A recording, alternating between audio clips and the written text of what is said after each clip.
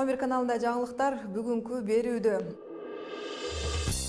Шаардыктардын акчасы кайда кетип жатканы бүдөмүк. Депутаттар домофондорду орноткон компаниялардын ишин текшерүү керек дешүүдө. Комуштарга караганда Кыргызстанда эркиндик бар экенин эл аралык уюм жар салды. Ошол эле маалда кыйноолор боюнча көйгөйлөр ордунан жылбай жатканы белгиленди. Ал эми казак-түрк лидерлери ислам принциптеринин негизинде жарашуу келишимин түздү. Алдыдагы мүнөттөрдө мына ушул жана башка жаңылыктардан кененирээк айтып беребиз. Саламатсыздарбы?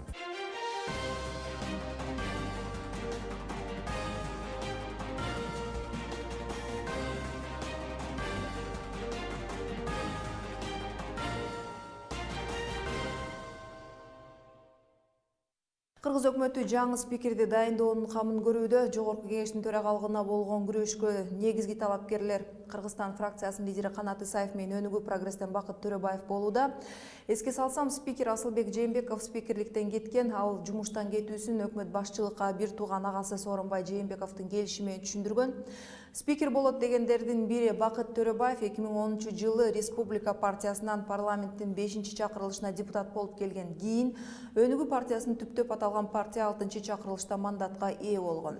Бакыт Төрөбаев оң рулдуу унаалар менен такси кызматын көрсөтүүгө тыюу салган мыйзамга өзгөрүүлөрдү киргизүүнү сунуштап, турак жай жана унааларды милдеттүү камсыздандырууну токтотуучу мыйзамды жазгандардын катарында. Ал эми дагы бир талапкер Канат Исаев да 5-чакырылышта Республика партиясынын атынан депутат болуп келип, кийинчерээк ынтымактоонун түзүп өзүнчө кеткен. Канат Исаев 3 жыл мурун депутаттыктан кетип, Чүй облусунун ыйгарым укуктуу өкүлү да болуп иштеген. Кошумчалай кетсек, Канат Исаев кезинде башкы майчы болгон Талант Исаевдин бир тууган иниси. Ал арада шайланган жаңы премьер-министр Сооронбай Жээнбеков кызматын аткарууга киришти. Жаңы өкмөт башчысын тааныштыруу аземине көпчүлүк коалицияга кирген фракция лидерлери катышты. Парламент автоматтык түрдө өкмөттүн түзүмү менен курамын бекитип берген болчу. Түзүмү Темир Сариевдин өкмөттөгүндөй эле калып, ал эми курамында жаңы жүздөр пайда болду. Атай кетсек, болгону социалдык фонддун төрагасы Мухаммедкалый Абулгазиев Аалы Карашевдин ордуна вице-премьер болсо, кызматынан кеткен Аргынбек Малабаевдин ордуна жол чарба департаментинин башчысы Замирбек Айдаров келди.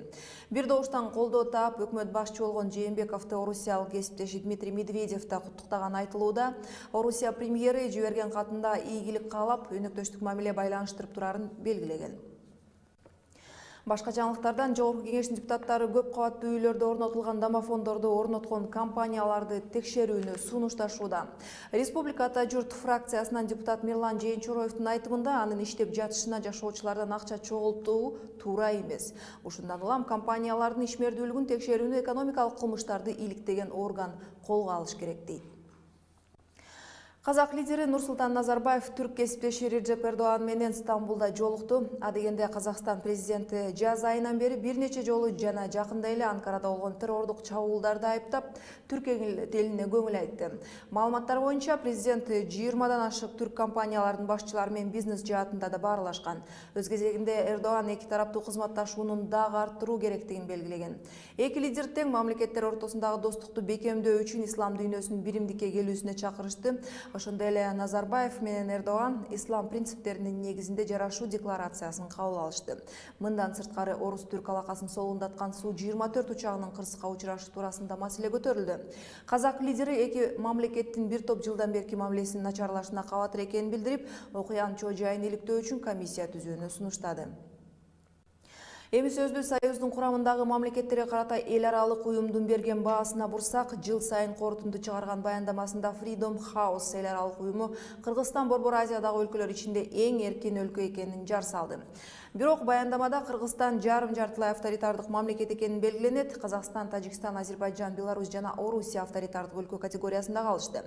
Freedom House изилдөөсүндө ылайык Эстония, Латвия, Литва демократия өкүм сүргөн мамлекеттер. Эгер токтоло кетсек, уюм Тажикстанды сындап, Эмомали Рахмон башында турган бир партиянын жүргүзгөн саясаты демократиянын өсүүсүнө бут тосуп жатканын белгилеген.